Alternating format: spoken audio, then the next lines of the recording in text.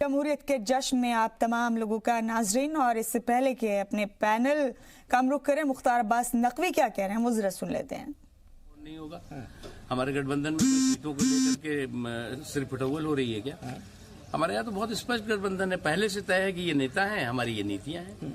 और जो last time भी मार्जिन बेहद कम था जी, तो वो मुद्दा कितना असरदार होने वाला है, बाकी कितने मुद्दे? देखो भैया, अभी चुनाव का कैंपेन खत्म हो गया और बयानबाजी और बयान बहादुरों की बयानबाजी और बकवास मंडली की बयानबाजी खत्म हो चुकी।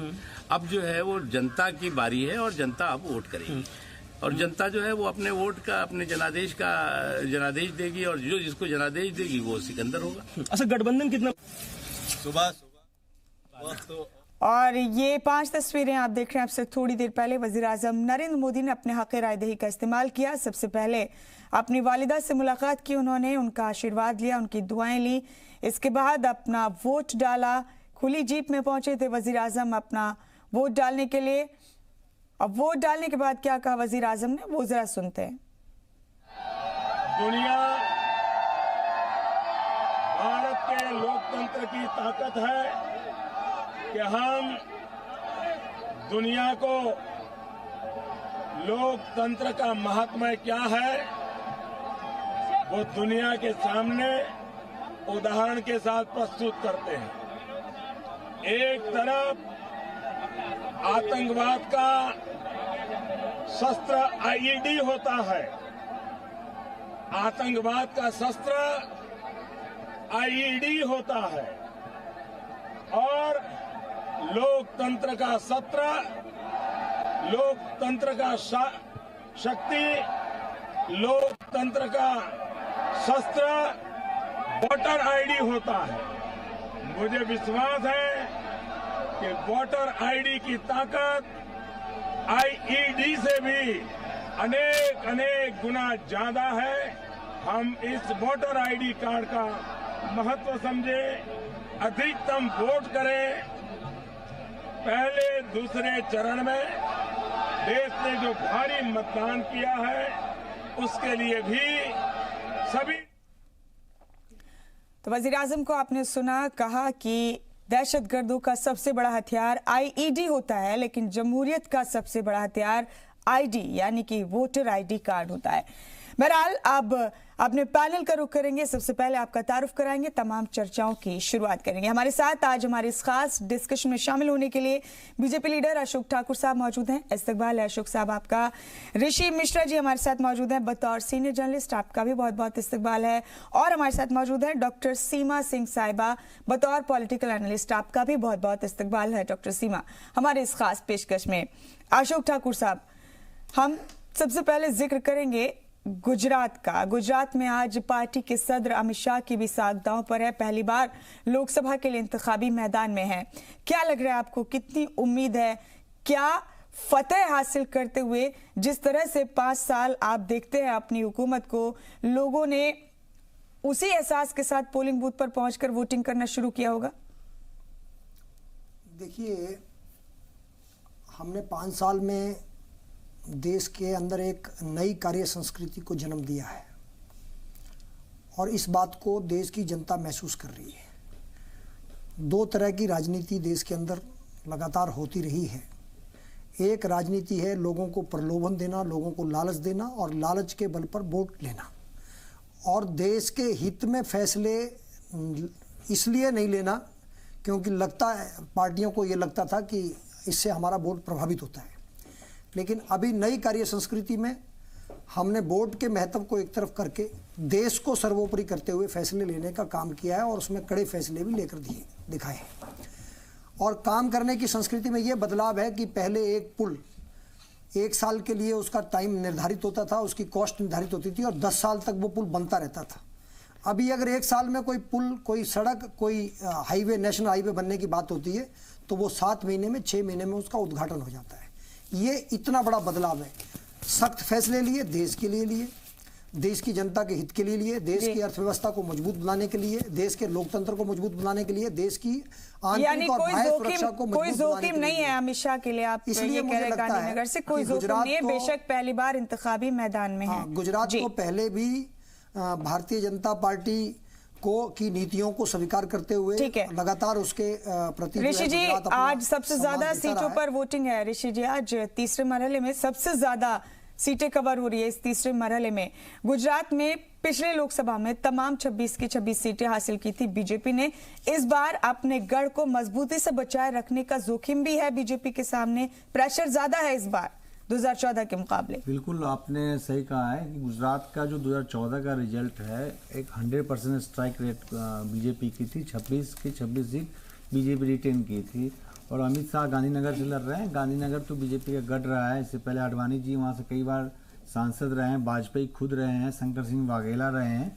तो बीजेपी के लिए ये बीजेपी का गढ़ है गांधीनगर। तो यहाँ तो बीजेपी को सोचना ही नहीं है, खासकर शहरी एरिया में तो बीजेपी को सोचना ही नहीं है। बीजेपी बहुत स्ट्रांग पोजीशन पे है।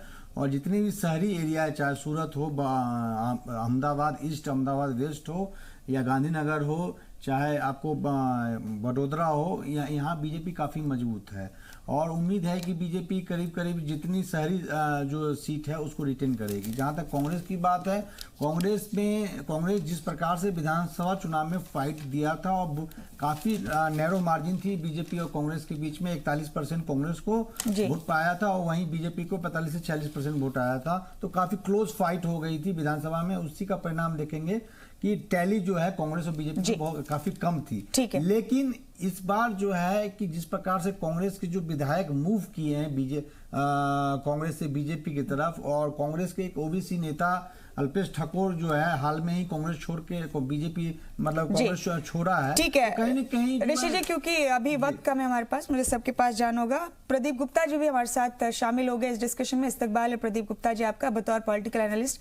सीमा जी, जिस तरह से अभी मिश्रा जी ने अभी कहा कि विधानसभा चुनाव या मूव किया जिस तरह से कांग्रेस के लोगों ने, तो बेशक जोखिम है, दबाव है बीजेपी पर, लेकिन अभी इस मुकाबले को आप कैसे देखते हैं गुजरात के हवाले से खास तौर से? देखिए, जहाँ तक गुजरात की बात आप करेंगे, गुजरात हमेशा से बीजेपी का गढ़ रहा है। अहमदाबाद की अगर आप बात करेंगे तो अहमदाबाद काफ़ी सुरक्षित सीट रही है, हमेशा से रही है। पहले एल के आडवाणी जी लड़े रहेंगे और आज अमित शाह यहाँ से इस सीट से खड़े हुए हैं। गुजरात में 26 से 26 सीटों की अगर आप देखेंगे तो मुझे ऐसा लगता है कि शहरी क्षेत्रों में, जैसे अभी ऋषि जी ने बताया, कि बीजेपी का एक बहुत तगड़ा होल्ड वहां पे रहा है। विधानसभा इलेक्शंस में जरूर ग्रामीण इलाकों में बीजेपी को थोड़ी सी मुश्किल आई है, पर इस बार मेरा व्यक्तिगत तौर पे ये मानना है कि गुजरात पीएम कैंडिडेट के लिए वोट करेगा। और अगर इनको थोड़ा बहुत वोट परसेंटेज में अंतर आए भी, तब भी यहाँ पे मेजॉरिटी नंबर ऑफ सीट्स पे बीजेपी अच्छा प्रदर्शन करेगी, क्योंकि कहीं ना कहीं इलेक्शन ये मोदी वर्सेस ऑल का हो चुका है और यहाँ पे जनता के दिमाग में ये पिक्चर ज्यादा क्लियर है कि इस बार उसको अपने प्रधानमंत्री का चयन करना है। गुजरात में आज भी मोदी जी की अच्छी लोकप्रियता है, तो इसको देखते हुए मुझे लगता है कि वहां पे बीजेपी को कोई बहुत मुश्किल नहीं आने वाली है। बीजेपी मोर सो एवर अपनी पुरानी पोजीशन को रिटेन करेगी। जी प्रदीप जी, आपको भी लगता है कि बीजेपी हिस्ट्री को, इतिहास को दोहराएगी गुजरात में? देखिए, गुजरात जैसे सबका मानना है, गुजरात गढ़ है बीजेपी का। गुजरात से ही हमारे जो प्रधानमंत्री है वहीं से हैं, और गुजरात में जितना भी समाज है वहाँ का, चाहे मुस्लिम हो चाहे हिंदू हो, वहाँ जातीय का फर्क बहुत कम पड़ता है, जो मेरा मानना है। वहाँ के मुस्लिम भी बहुत खुश है। तो मुझे ऐसा लगता है कि बीजेपी बड़ी पार्टी तो उभरी की, और उसमें कोई डाउट है ही नहीं, लेकिन अच्छा प्रदर्शन करेगी इसके अंदर, क्योंकि अहमदाबाद है, गांधीनगर है, बड़ोदरा, ये सीटें ऐसी हैं कि बीजेपी की जहाँ पर मतलब हमेशा बीजेपी का परचम रहा है। तो इतना जो वहाँ के जो लोग हैं वो देश के नाम पर वोट करेंगे, तो वहाँ पे बहुत अच्छी उम्मीद है बीजेपी की, वहाँ 26 में से। लेकिन मेरा मानना ये भी, जो पिछले चुनाव हमने देखे थे यहाँ बैठ कर, जब गुजरात के चुनाव हुए थे, तो कांग्रेस को भी हम इस समय बहुत हल्के में नहीं ले सकते। कांग्रेस का प्रदर्शन भी काफी अच्छा रहा था, कांग्रेस ने बहुत अच्छी टक्कर दी थी गुजरात के अंदर। तो ऐसा भी नहीं कि कांग्रेस की सीटें नहीं आए वहां पर, लेकिन मेरे को मानना है कि 26 में से कम बीजेपी 18 या 20 सीटें ले पाएगी। मैं शायद इत्तेफाक नहीं रख रहे अशोक जी भी। मैं इसमें एक बात जोड़ दूं। देखिए, गुजरात के 26 लोकसभा क्षेत्र में से 15 लोकसभा क्षेत्र जो हैं ग्रामीण लोकसभा क्षेत्र हैं, तो वहाँ जो टक्कर मैं समझता हूँ कांग्रेस और बीजेपी में होगी। बाकी जो शहरी एरिया है वहाँ कांग्रेस कहीं नहीं है। दूसरा, कांग्रेस के लिए माइनस पॉइंट है कि ओबीसी नेता जो अल्पेश ठाकुर जो शिफ्ट किए हैं, और कांग्रेस के कई विधायक जो हैं बीजेपी में शिफ्ट किए हैं, और कांग्रेस गुजरात में कहीं न कहीं लीडरशिप क्राइसिस से गुजर रही है। चावड़ा साहब जो लीडरशिप देनी चाहिए वहाँ पे स्टेट लीडरशिप चावड़ा साहब को, वो नहीं दे पा रहे हैं। कहीं 1-2 सीट है जहां कांग्रेस फाइट में, जैसे आनंद है, भरत सिंह सोलंकी जो पूर्व प्रदेश अध्यक्ष हैं, वो कहीं ना कहीं आनंद में फाइट है। और पिछले चुनाव में भी आप देखेंगी तो 2-3% का डिफरेंस था आनंद लोकसभा क्षेत्र में। ऐसे ही कुछ जैसे सौराष्ट्र वाली बेल्ट है, कच्छ वाली बेल्ट है, सावरकांठा वाला जो एरिया हो गया, या महसाना जहाँ से डिप्टी सीएम पटेल साहब आते हैं, मोदी साहब भी आते हैं, वहाँ पानी का थोड़ा इशू है, थोड़ा किसानों का जो मिनिमम सपोर्ट प्राइस का इशू है।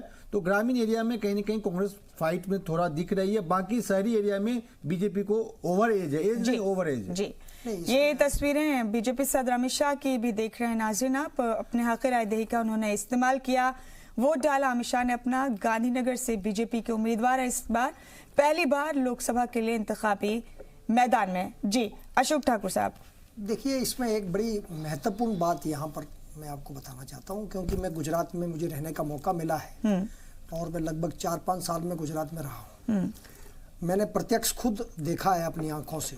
मैं 1988 से लेकर 1995 के बीच की बात कर रहा हूँ और वो लगातार 2001 तक का मामला था। वहाँ पर हर हफ्ते बड़ौदा के अंदर जो बाल्ड एरिया था, अहमदाबाद हो, बड़ौदा हो, सूरत हो, सभी जगह हर हफ्ते दंगे होते थे, हर हफ्ते। 2002 के बाद 2019 हो गया। आज गुजरात का मुसलमान भी इस बात को महसूस करता है कि अगर दुनिया में कोई सबसे शांति प्रिय क्षेत्र है, क्योंकि उसमें गुंडागर्दी जो करते थे लोग, उससे केवल हिंदू ही त्रस्त नहीं थे, उससे मुसलमान भी, जो शरीफ तबका था मुसलमानों का, जो शांति प्रिय तबका था, वो कहीं ना कहीं हमेशा पीड़ित रहता था। अहमदाबाद में ही एक कालूपुर जगह थी, उस एरिया से दिन में भी लड़कियां जो है निकल नहीं सकती थी, लेकिन आज रात के 12 बजे भी, 2 बजे भी कोई जो है खुले आम वहां से निकल सकती है, महिला हो चाहे पुरुष हो, कोई भी हो। तो एक तरह का जो शांति की जो वहां पर स्थापना हुई और उसके बाद गुजरात ने जो तेजी से विकास को आगे बढ़ने का काम किया, उसको पिछले चुनाव के अंदर कांग्रेस ने पिछले चुनाव से पहले एक साजिश रची।